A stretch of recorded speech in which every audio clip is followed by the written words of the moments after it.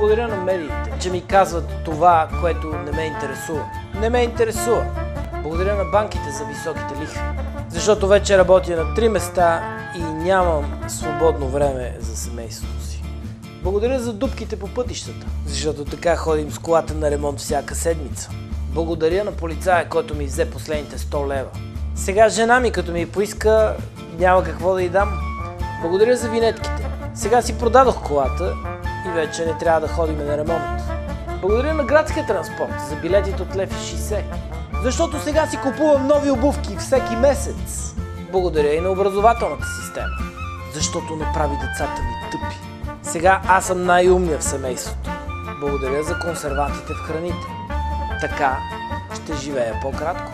Благодаря на здравната система, която не ме кара да ходя на лекар.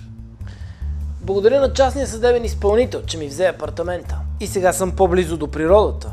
Благодаря и на кучето от съседния храс, че ми взе единственото, което ми остава. Благодаря и на теб, че оставяш да се случи всичко.